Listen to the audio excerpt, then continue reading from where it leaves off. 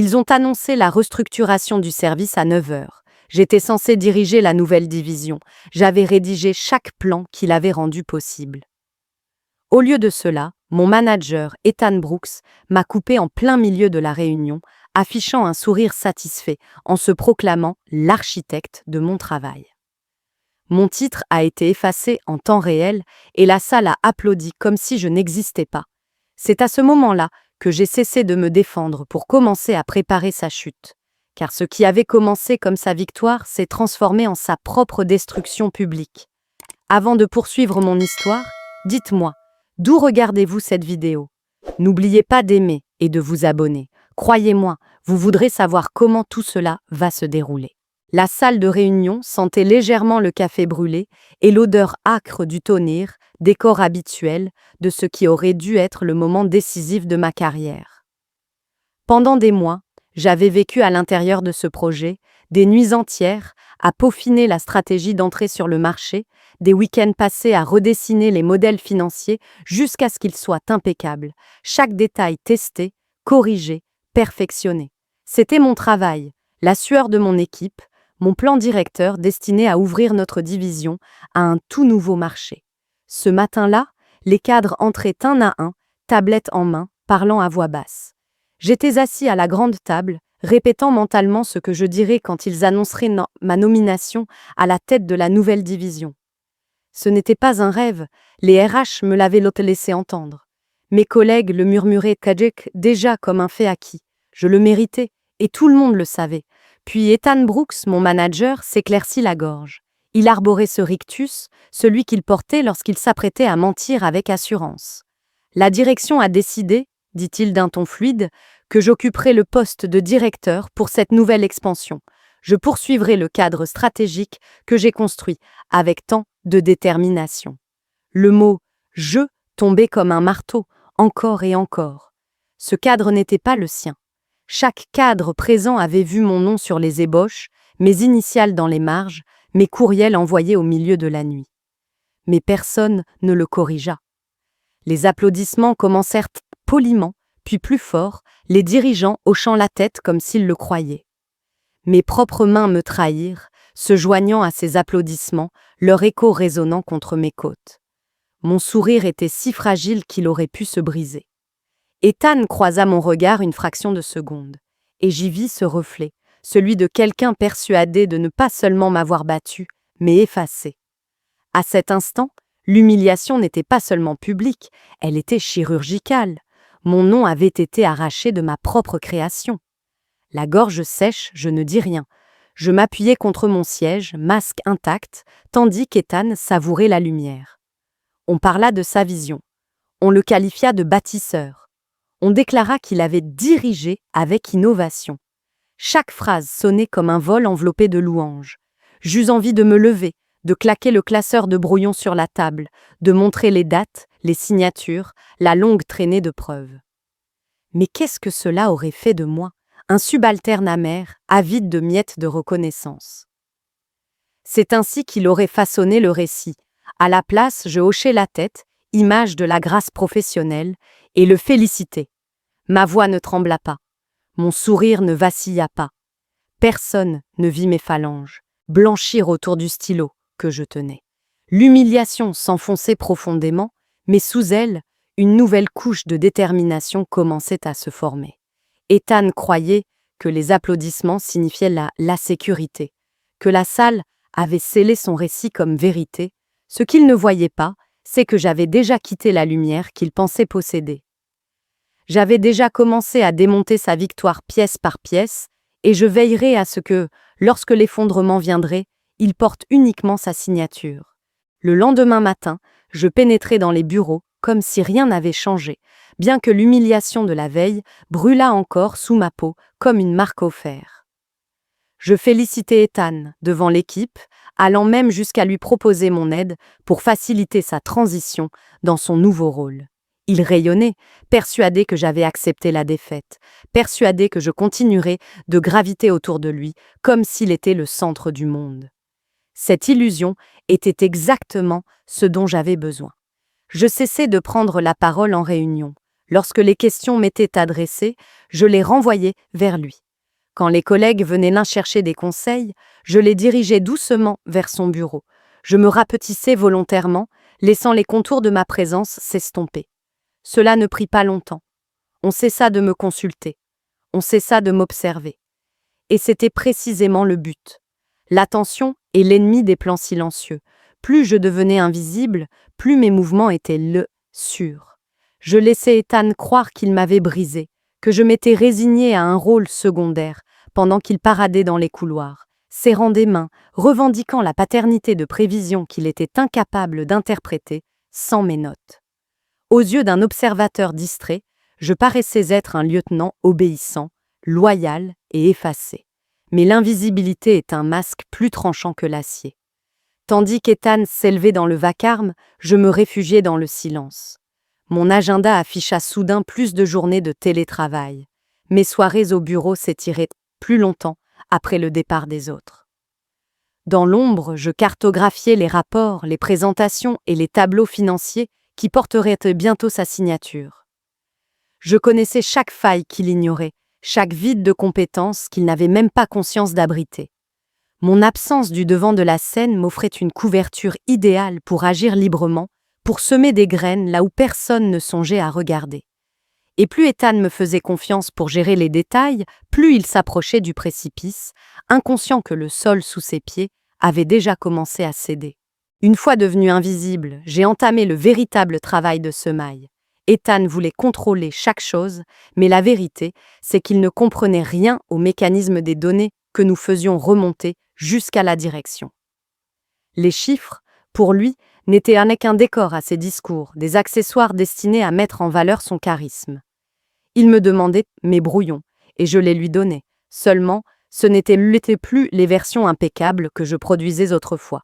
J'y glissais de minuscules imperfections, si discrètes qu'elles ne déclencheraient jamais d'alarme, jusqu'au moment où le bon public les verrait. Une décimale, déplacée d'un rang dans les prévisions de revenus, un calendrier de renouvellement de contrats raccourci d'un trimestre, des catégories de dépenses apparemment ordinaires, mais qui doublaient lorsqu'on les comparait aux rapports archivés. Pris séparément, ces défauts semblaient inoffensifs, presque invisibles, des erreurs qu'un manager aveuglé par l'ambition laisserait passer. Mais ensemble, ils étaient des carrés, des graines. Et des graines ne comptent que lorsqu'on sait en attendre la saison. Ethan ne lisait jamais au-delà des chiffres principaux. Il parcourait rapidement, hochait la tête, posait sa signature et fonçait dans la salle du conseil pour présenter des résultats qu'il n'avait jamais produits. Je le savais, puisque c'était moi qui lui remettais les diapositives, les rapports, les projections. Il me faisait confiance, persuadé que j'étais encore son allié, celui qui portait les détails pendant qu'il récoltait les applaudissements. Chaque erreur était placée avec une précision chirurgicale, là où seul le conseil, les investisseurs ou la conformité finiraient par la remarquer. Pas assez tôt pour la corriger, pas assez petite pour l'ignorer. Elle s'accumulait, discrètement, enfouie sous sa confiance excessive, jusqu'au moment précis où elle compterait. Et lorsque ce moment arriverait, personne ne remonterait ses failles jusqu'à moi. Chaque rapport portait ses annotations, ses validations, sa signature. Chaque incohérence lui retomberait directement dessus. Il y avait une étrange satisfaction à le voir se vanter dans les couloirs de sa stratégie, pendant que je glissais une nouvelle faille dans le brouillon suivant. Je ne ressentais ni précipitation, ni culpabilité, seulement la froide certitude de la précision. La vengeance ne se trouvait pas dans la confrontation ou dans les cris. Elle se trouvait dans le silence, dans la garantie que, lorsque l'effondrement surviendrait, aucune trace de ma main n'apparaîtrait sur la gâchette. Uniquement les empreintes d'Ethan, fièrement apposées sur chaque page. À l'approche de la prochaine revue trimestrielle, l'empilement de graines était déjà trop lourd pour être ignoré. Elles attendaient comme des mines enterrées, chacune liée à son nom. Tout ce qu'il me restait à faire, c'était sourire, hocher la tête et attendre qu'il marche lui-même dessus. Ethan se nourrissait de validation et j'appris à la lui offrir comme de l'oxygène. En réunion, je m'effaçais devant son leadership, le laissant parler tandis que je restais en retrait, griffonnant des notes. Lorsque les cadres demandaient nos milliards des mises à jour, je les renvoyais directement vers lui, comme si chaque idée était née de sa prétendue brillance. Il confondait mon silence avec de la loyauté, ma retenue avec de l'admiration. La vérité, c'est que plus je me faisais discret, plus il était convaincu de sa propre supériorité. Cette cécité était l'arme la plus précieuse que j'avais. Il cessa de questionner les chiffres que je lui fournissais, de creuser les modèles qui autrefois l'intimidaient, de réclamer ce second regard qui aurait peut-être pu le sauver. Il me faisait une confiance totale, persuadé qu'il avait gagné. Au déjeuner, il se vantait de sa nouvelle autorité. Au verre d'après-travail, il appelait l'expansion son bébé. Et à quiconque voulait l'entendre, il me présentait comme sa main droite, son soutien indéfectible. Je souriais à tout cela, le laissant enfler sa propre légende, tandis que je m'assurais que chaque donnée, chaque rapport, chaque diapositive impeccable portait les failles que moi seul connaissais. Il ne comprit jamais que chacun de mes compliments était une arme. Plus il me croyait, plus il s'appuyait sur moi, et plus il s'enfonçait dans le piège qu'il était incapable d'imaginer. Lorsque vint le moment pour lui d'entrer dans la salle du conseil et de présenter sa vision, il ne portait plus mon travail. Il portait sa propre exécution, soigneusement préparée, mes empreintes effacées de chaque surface. La première fissure apparut lors d'une revue budgétaire hebdomadaire, rien de spectaculaire, juste une question discrète de la part de la finance. Pourquoi les coûts prévisionnels des fournisseurs avaient-ils soudain augmenté? Ethan écarta le sujet d'un sourire bien rodé, expliquant que les chiffres reflétaient pour l'un des ajustements stratégiques. Il ne me jeta même pas un regard, trop sûr de sa maîtrise pour remarquer que je n'avais pas acquiescé. La salle accepta son explication, mais la graine venait de germer. Une semaine plus tard, la conformité signala une date de renouvellement qui ne correspondait pas aux archives. Une fois encore, Ethan balaya la remarque, affirmant que le calendrier avait été rationalisé pour accélérer la croissance. Il paraissait suffisamment confiant, mais je vis le visage de l'agent de conformité se durcir subtilement. Ethan se croyait invulnérable, mais ses questions s'accumulaient, l'une après l'autre, comme des murmures dans un couloir bondé. Les collègues baissaient désormais la voix lorsqu'ils parlaient nord-ouest de lui, non plus avec admiration, mais avec doute. J'entendais des bribes dans l'ascenseur, dans la file de la cafétéria, près de la photocopieuse. Ça ne colle pas. Bizarre quand même. Pas sûr qu'il sache ce qu'il lit. Ethan ne remarquait rien. Trop occupé à répéter ses discours pour la revue trimestrielle, arpentant son bureau porte entr'ouverte, récitant des phrases toutes faites sur l'innovation et l'efficacité. Chaque fois qu'on lui signalait une incohérence, il la balayait d'un revers de main, trop arrogant pour vérifier, trop fier pour admettre qu'il pouvait avoir tort. Cette arrogance était mon bouclier. S'il avait seulement pris le temps de recouper lui-même les rapports, il aurait peut-être découvert la piste. Mais il ne l'a jamais fait. Au contraire, il s'enferma davantage dans le récit qu'il s'était construit, un récit si serré que, lorsqu'il se déferait, il le mettrait complètement à nu. Moi, je restais silencieux en réunion, image parfaite du subalterne loyal, prenant des notes, ajustant les diapositives à sa demande, tout en sachant que chaque petite question de la conformité, de la finance ou des opérations n'était qu'un frémissement avant le séisme. Les fissures s'élargissaient, et pourtant Ethan continuait de parader comme si l'édifice autour de lui ne gémissait pas sous son propre poids. Quand la date de la revue trimestrielle fut annoncée, les murmures s'étaient transformés en bourdonnements. Les gens ne faisaient plus confiance aux chiffres, mais ils faisaient encore assez confiance à l'assurance d'Ethan pour le laisser les mener droit dans la tempête.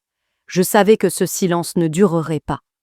Le moment de l'effondrement approchait, et il s'y avançait les yeux bandés, persuadé que les applaudissements ne cesseraient jamais. La revue trimestrielle des investisseurs était l'un de ces événements que l'entreprise traitait comme une fête nationale.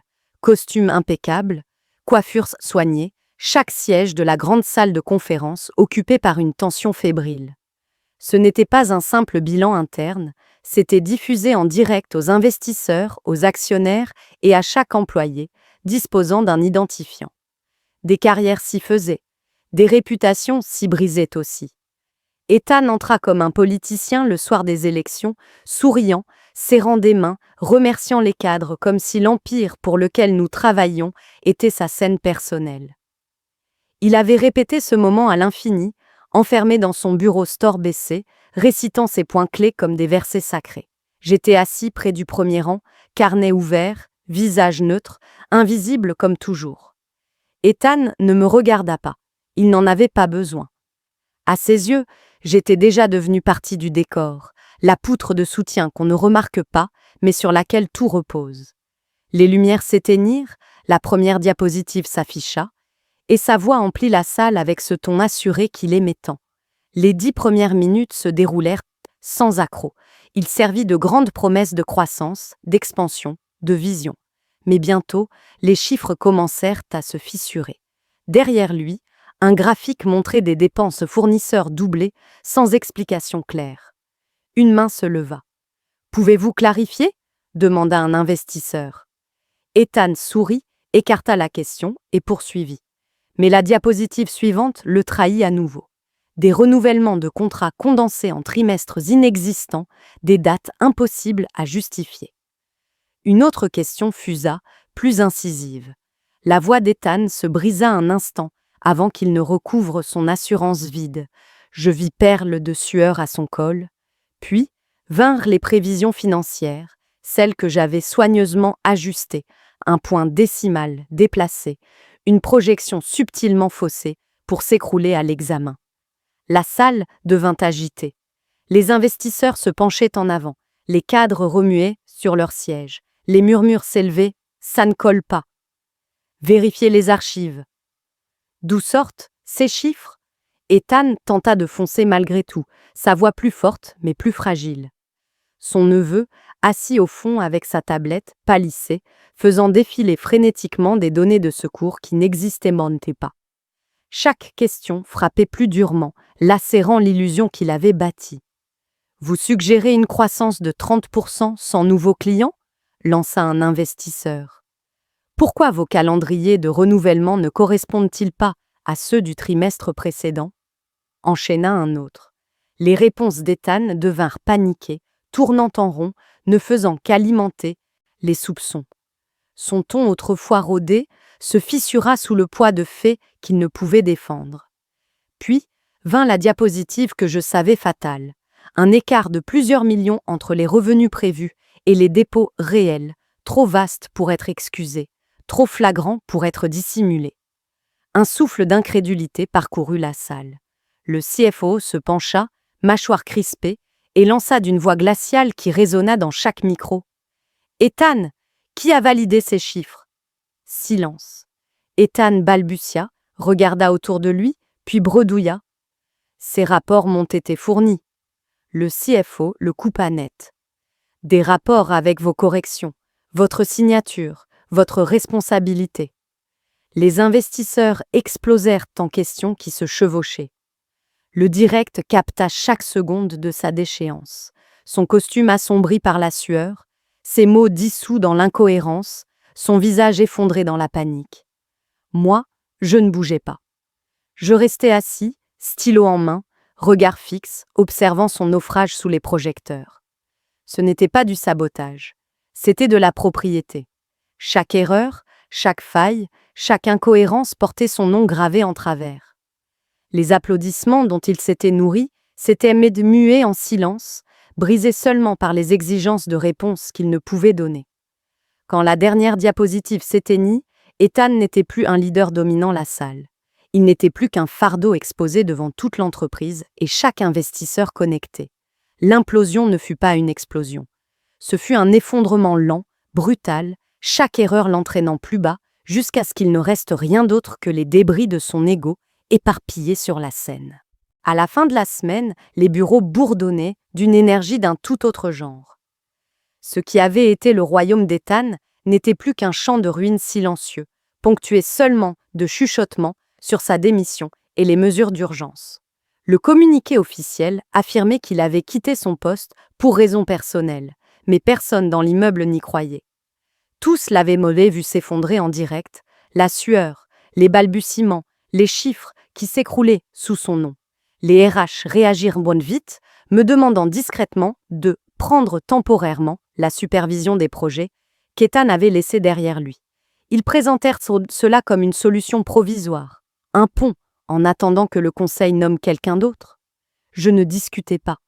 J'acquiesçais, acceptais la charge de travail et regagnais mon bureau comme si rien d'extraordinaire ne s'était produit. Pourtant, je percevais le basculement. Des collègues qui autrefois détournaient les yeux s'arrêtaient désormais pour me poser des questions. Des cadres qui autrefois adressaient toutes leurs demandes à Ethan me lançaient à présent des regards en quête de directives. Le silence que j'avais cultivé avec tant de soin s'était mué en autorité, sans que j'aie eu besoin d'élever la voix.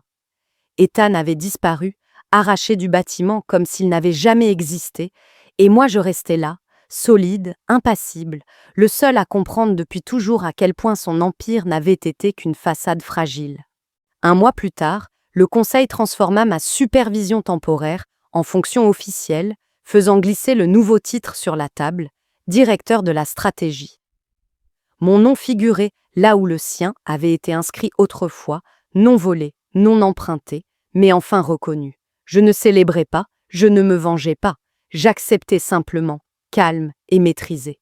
La chute d'Ethan n'était plus un fracas, mais une ombre murmurée dans les couloirs. Mon ascension, elle non plus, n'était pas bruyante, mais gravée dans la pierre, indéniable et définitive. Je n'avais pas seulement repris ce qui me revenait, j'avais réécrit l'histoire de notre département. La véritable reconnaissance ne peut être volée, et l'arrogance finit toujours par écrire sa propre fin. Il existe des moments dans la vie où l'humiliation vous transperce si profondément que vous avez l'impression que votre existence même a été effacée. Et dans ce silence, vous avez le choix. Vous effondrer ou vous affûter jusqu'à devenir incassable. Mon humiliation, ce matin-là, n'était pas une fin, c'était le commencement de sa chute et de mon retour. Ce que j'ai appris, c'est que la vengeance ne vient pas toujours des cris, des affrontements ou de la revendication immédiate. Parfois, la réponse la plus puissante est la retenue. En me mettant en retrait, en laissant Ethan croire qu'il avait gagné, j'ai créé l'espace nécessaire pour qu'il marche droit vers les conséquences de son arrogance.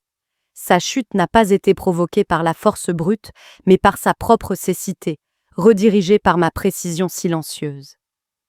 Dans la vie, nous serons nombreux à traverser des moments où l'on nous vole notre mérite, où nos voix sont réduites au silence, où quelqu'un de puissant utilise son ego pour étouffer nos efforts.